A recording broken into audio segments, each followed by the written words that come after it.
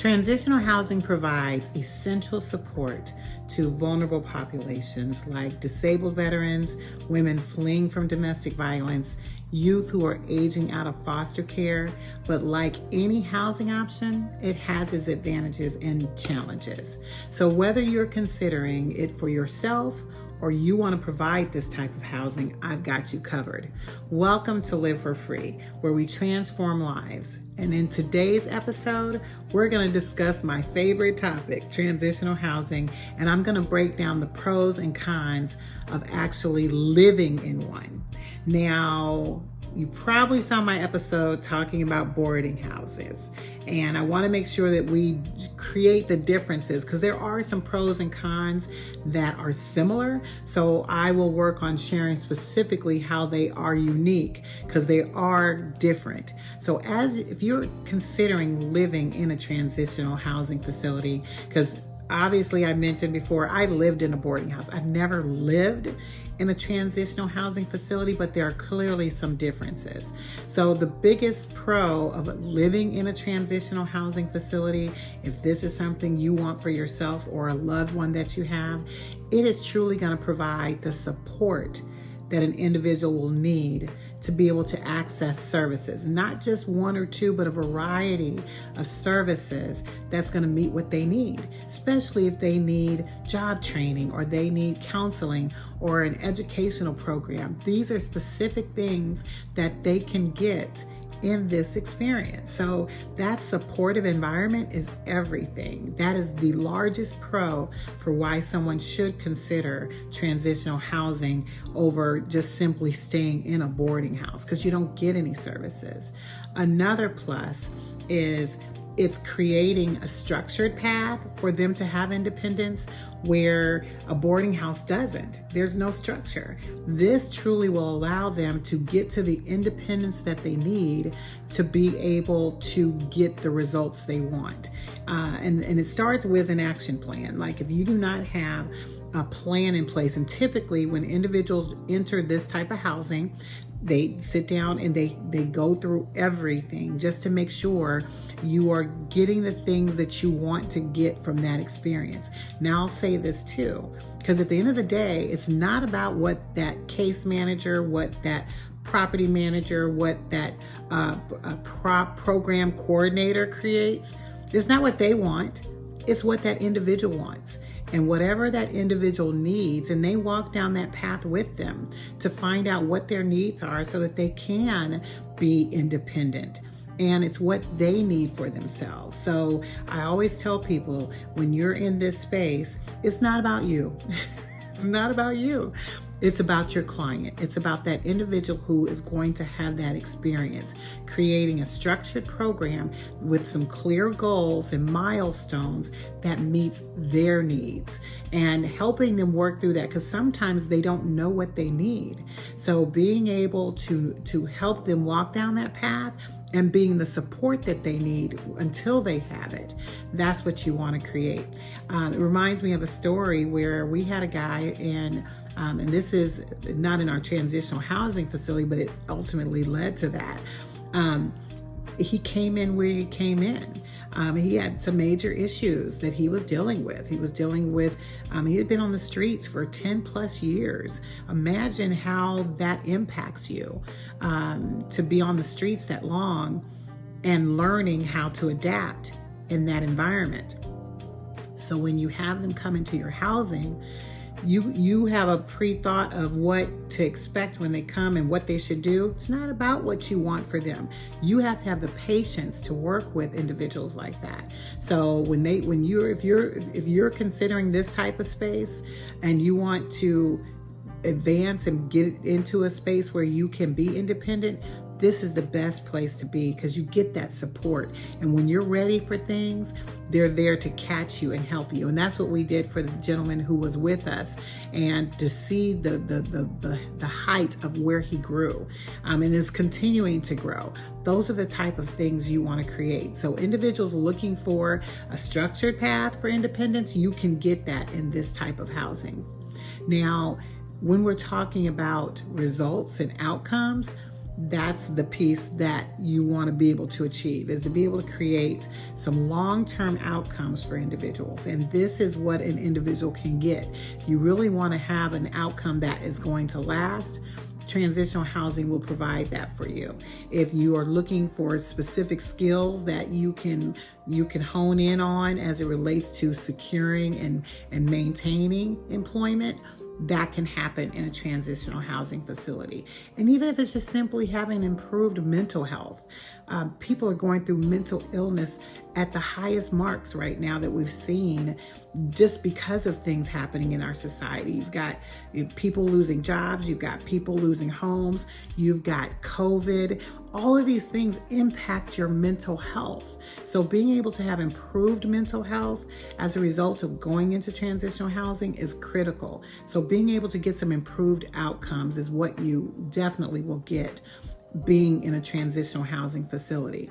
Another plus is related to the security that you're going to have and the safety that you're going to have. Because when a transitional housing facility has been set up properly, those things will be in place. They're going to have safety there. If you are an individual who is fleeing from domestic violence, you can feel safe in a transitional housing facility because they've got measures in place to help you feel safe if that's a specific population that you are in, because you want to be able to feel safe and secure and not have to deal with situations that you can't deal with without this type of housing. So definitely that is a plus.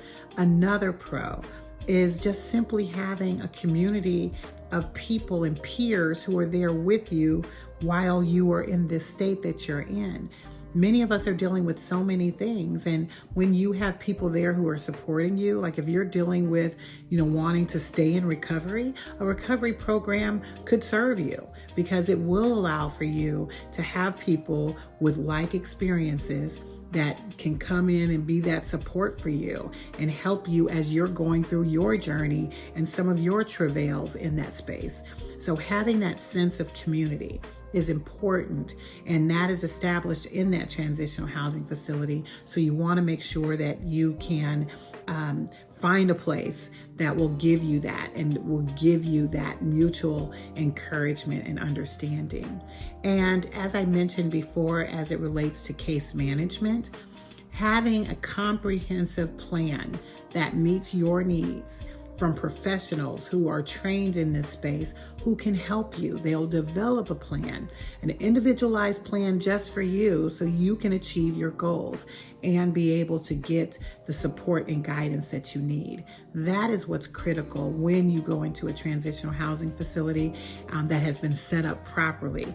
And if you want more information on how to make sure that you are setting up right, give me some comments in the below.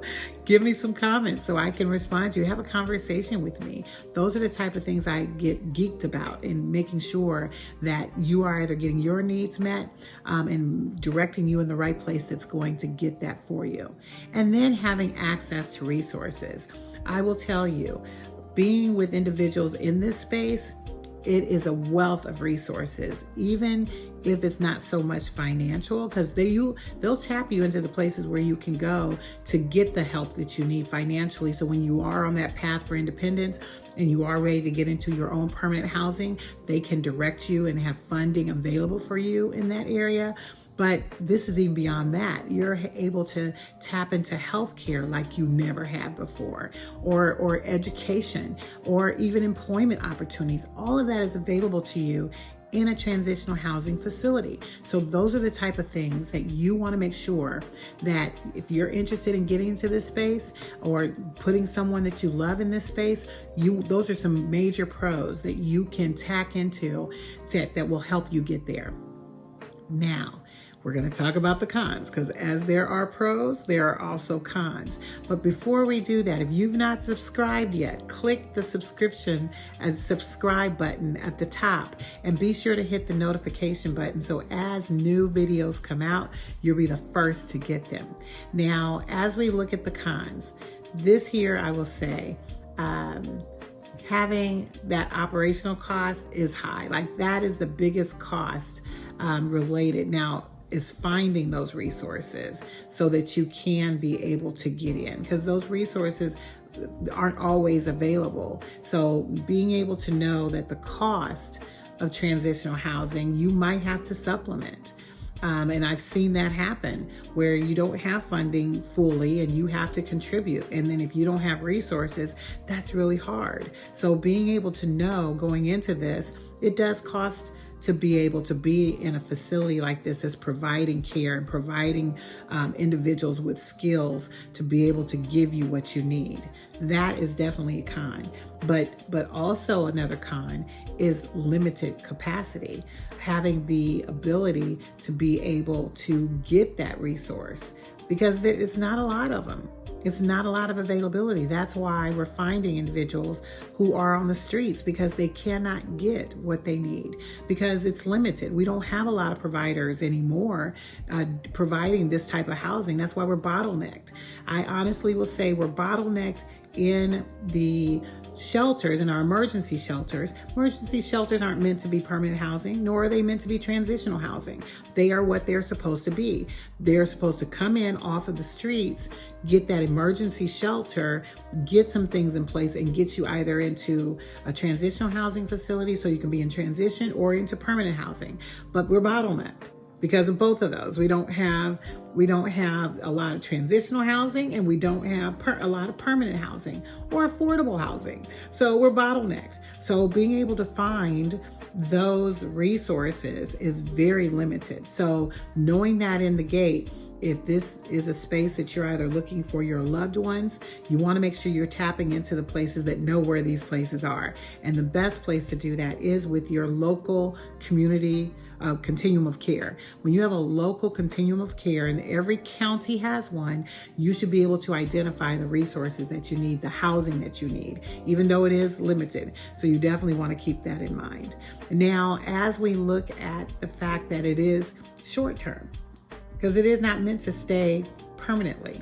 So going into this with the things that you're already dealing with in this space can be a challenge because it is temporary. Some places only have 6 months or 12 months that they allow for you to stay.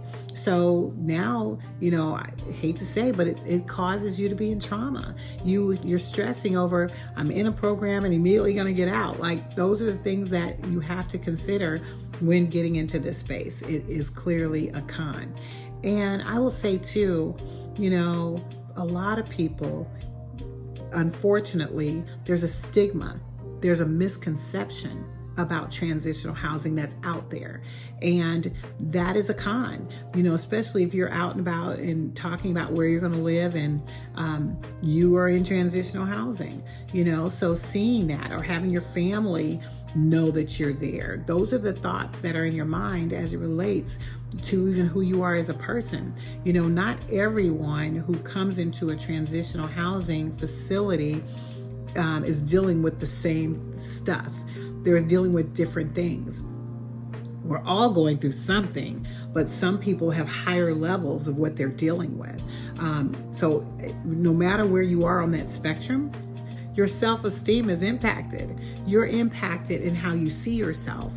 And if you're dealing with a lot of mental illness, like, those are the things that it's like a snowball.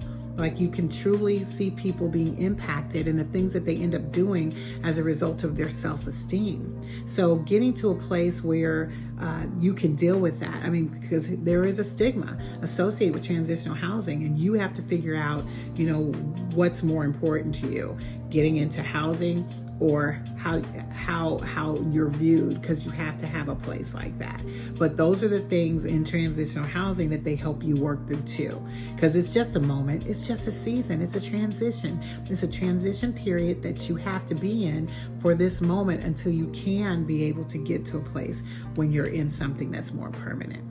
And another thing that you'll have to consider here are the things that they do to regulate that, and the requirements that you have. It can be very time consuming and resource intensive as you look at being in this space and having to choose this space for yourself. But you want to make sure that you are choosing a place that you can stay in without it feeling that there's a threat to you losing that because of those regulations. So those are the things that you have to think about as you think about the cons of getting into housing like this. And another con is the fact that there are sometimes funding resources that are gone.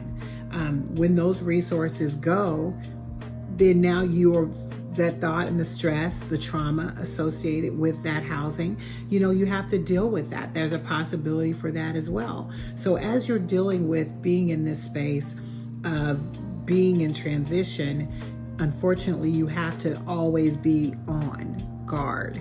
You have to be on waiting for like the next, because there are some cons to getting into this housing that impacts your mental state. Even your emotional state of being. Those are the things you have to consider. So as we look at this and we look at the pros and cons of transitional housing, because there's clearly some significant benefits to being in transitional housing and being able to get the support that you need and a structured environment that's going to give you what you need while you are in crisis. Those pros clearly outweigh the cons, but being able to balance that and know that there are those challenges, but what you're going to get in the long run while you're in transition is just amazing. So I just tell you this, my heart goes out to you if you are considering this, because I want you to be able to create success for your life.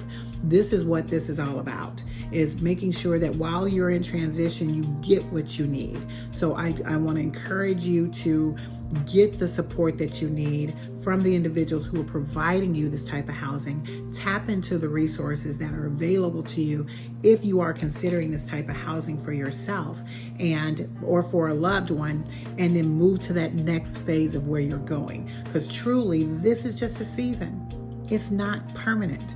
So look at it in those terms. Get out here and start looking at ways in which you can transform yourself, because truly, once you can transform yourself, you can get into a state where you can transform the world.